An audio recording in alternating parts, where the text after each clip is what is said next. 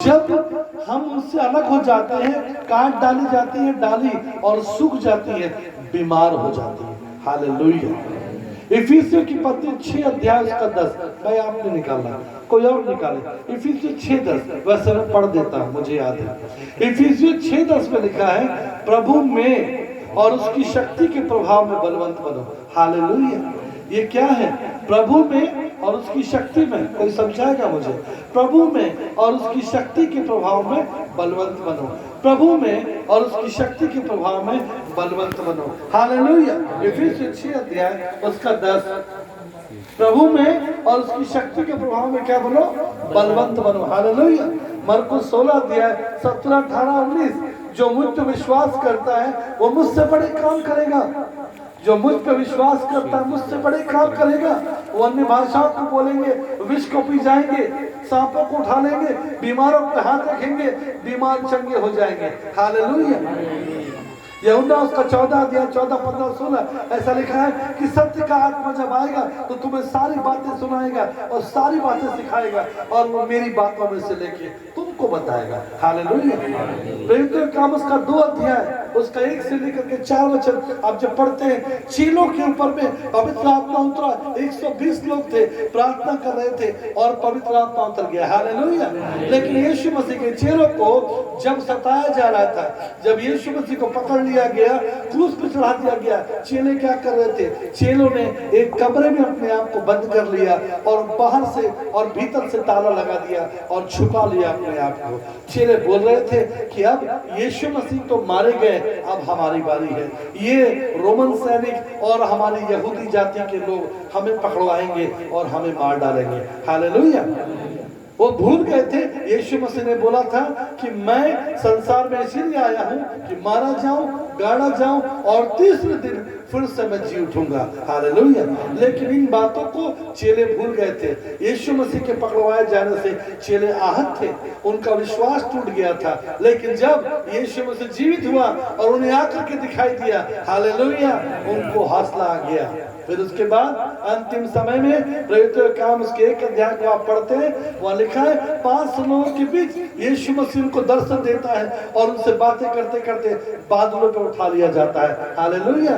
और यीशु मसीह ने अपने चेलों को बोला, जब तक सामर्थ्य ना पाओ तब तक यरूशलेम को मत छोड़ना। अब हम फिर से आते हैं, यूहन्ना उसका 15 अध्याय भाई साहब पढ़ रहे थे। डाली मुझ में है, नहीं फलती, वो उसे काट डालता है पिता और डाली सूख जाती है। और सूखने के बाद क्या हो जाता है? डाली ਅਜਿਹੀਆਂ ਟਾਹਣੀਆਂ ਨੂੰ ਲੋਕ ਅੱਗ ਵਿੱਚ ਸਾੜ ਦਿੰਦੇ ਹਨ और आग में जलाई जाती है। क्या हो जाती है? आग में। यीशु मसीह ने बोला है मत्ती की किताब में, तुम धरती के नमक हो। हालेलुया। मसीह लोग कौन है? धरती के नमक है। सब्जी बनाएंगे, नमक नहीं डालेंगे, कैसा लगेगा? बहुत मिर्च डालिए, बहुत घी डालिए, पर नमक मत डालिए, कौन खाएगा? बहुत अच्छी दाल बनाइए, बहुत अच्छी सब्जी बनाइए, सब कुछ डालिए, पर नमक मत डालिए, कैसा लगेगा? कैसा लगेगा? जो बनाएगा उनको गालियां मिलेंगी घर में। हालेलुया। आपके पति या आपके बच्चे गाली देंगे, आपको चिल्लाएंगे, आपको कैसा सब्जी बना दी, फीकी सब्जी बनाई। हालेलुया।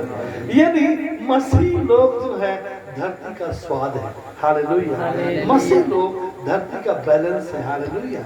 मसीह लोग धरती के लिए आशीष का कारण है। हालेलुया। धरती प्रसन्न है क्योंकि इस पर मसीह लोग जी रहे हैं। हालेलुया। धरती खुश है क्योंकि मसीह लोग इसमें सांस ले रहे हैं। हालेलुया। यीशु मसीह ने पहले ही बोल दिया, तुम धरती के क्या हो? नमक हो। हम धरती के नमक हैं। यदि हमारा स्वाद बिगड़ जाए तो कैसे नमकीन हो जाएंगे हम? हमारा स्वाद अगर बिगड़ जाएगा तो हम नमकीन नहीं हो सकते। यीशु मसीह ने बहुत बुरी मौत सही। कोई मुझे बताएगा कि क्रूस की मृत्यु का चलन कौन लेकर के आया? कौन था? जनक। जनक कौन था? जनक। जनक कौन था? क्रूस की मृत्यु को पैदा करने वाला कौन था? कौन वो व्यक्ति था जो क्रूस की मृत्यु लेकर के आया था? प्रचलन जिसने चालू किया था। हालेलुया। रोम में पहले क्रूस की मृत्यु थी नहीं। सिकंदर का नाम सुना है? सिकंदर का नाम, अलेक्जेंडर का नाम सुना है? अलेक्जेंडर बादशाह, अलेक्जेंडर बास्ता के समय में क्रूस की मृत्यु का चलन था। हालेलुया। सिकंदर यीशु मसीह से पहले था और सिकंदर की भविष्यवाणी जो है दानियल ने की है। हालेलुया। दानियल ने की है सिकंदर राजा की भविष्यवाणी, अलेक्जेंडर की भविष्यवाणी। हालेलुया। मैं उस भविष्यवाणी में जाना नहीं चाहता, हमारा आज का विषय कुछ दूसरा है। मैं आपको बताना चाहता हूं कि क्रूस की मृत्यु के बारे ये लिखा है कि दुनिया का जो सबसे बड़ा पापी होता था, सबसे बड़ा धर्मी और पापी, उसको क्रूस की मृत्यु दी जाती थी। हालेलुया।